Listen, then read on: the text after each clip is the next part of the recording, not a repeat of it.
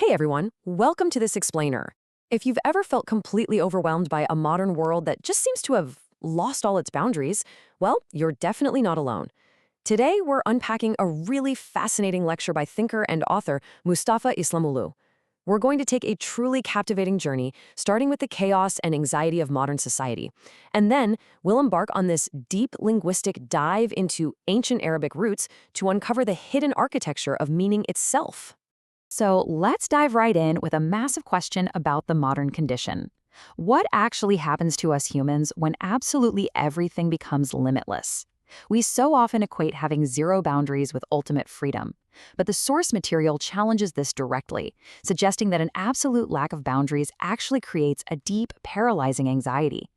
It really asks us to consider the void that forms when we just dismantle all structures. Part 1. Değerler krizi ve sınırsızlık, which translates to the crisis of values and limitlessness. You see, when traditions and cultural structures are stripped away, even the flawed ones, mind you, and they aren't replaced with higher, grounded principles, society falls into a pretty dangerous state of valuelessness. Again, we like to equate that zero-boundary state with ultimate freedom, but the source material directly challenges this.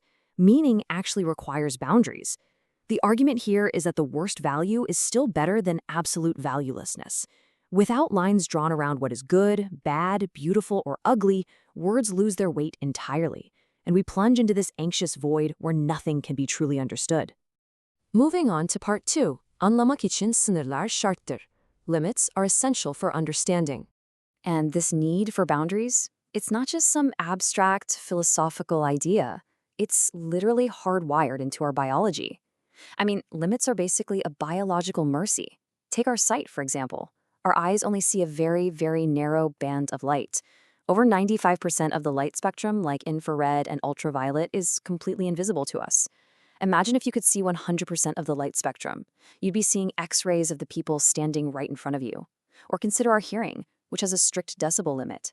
If our hearing didn't have an upper limit, the sheer deafening roar of the Earth rotating on its axis would drive us completely mad. In fact, if we didn't have a lower limit, we'd be kept awake all night listening to the microscopic mites crawling on our pillows. Our biology survives precisely because it is wonderfully, mercifully limited. All right, part 3. Vahiy evrensel çözüm formülleri, or Revelation universal solution formulas. So divine texts, like the Quran, they don't actually give us this exhausting, infinite list of answers for every single micro-scenario you might face in life. Instead, they provide perfect, limited formulas. The source uses this fascinating historical anecdote about Heze Ibn Bakir, who famously said that if he lost his camel's halter, he would look for it in the Quran. Now, the speaker clarifies, this doesn't mean the literal GPS coordinates of the camel are printed in the book. It means the revelation gives you the foundational principles, the mental clarity, and the logical formulas required to solve that specific problem and 1,000 others just like it. And these formulas profoundly reframe how we understand boundaries. Take the concept of qisas, for instance. It's often simply translated as retaliation, and honestly, it's heavily misunderstood. The source highlights that the verses discussing this actually emphasize forgiveness and mercy right alongside it. Rather than being a mandate for brutal punishment, it is presented as a boundary, a strict formula for absolute justice. And it's within this strict boundary of justice, the text argues, that society actually finds life and safety, rather than getting stuck in endless cycles of revenge. Which brings us to part 4, Esmaul Husnanun Kalbi, the heart of the beautiful names. Now, in Islamic theology, there are 99 beautiful names representing the attributes of the divine, but they all orbit one absolute center. But before we name it, we kind of have to understand why we even need it. Without a higher reference point, human actions just become this empty loop, a tautology. You ask someone, why do you eat? And they say, to live. Well, why do you live? Just to live. It's a closed, ultimately meaningless circle. But when there is an ultimate reference point, when eating and living are framed as acts of devotion to something higher, the loop breaks open into actual purpose. Understanding this ultimate reference fundamentally removes our crippling grief for the past and our paralyzing fear of the future. To really grasp the sheer scale of this ultimate reference point, the speaker asks us to do a little visualization. Imagine the observable universe holding roughly 400 billion galaxies. Let that sink in, 400 billion. And each one of those contains hundreds of billions of stars and solar systems. The speaker beautifully compares these 400 billion galaxies to the beads of a grand cosmic rosary. looking at the totally unfathomable vastness of this holographic universe, it prompts a breathtaking question.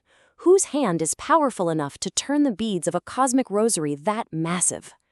Let's head into part 5, İsmin köklerindeki sevgi sırrı, the secret of love in the roots of the name. To answer that breathtaking question, the speaker basically treats the ancient Arabic roots of the word Allah, the name of that ultimate reference point, like a historical puzzle. You know, classical Arabic is highly conservative, so it preserves these root meanings from ancient desert life. It starts with the root havale.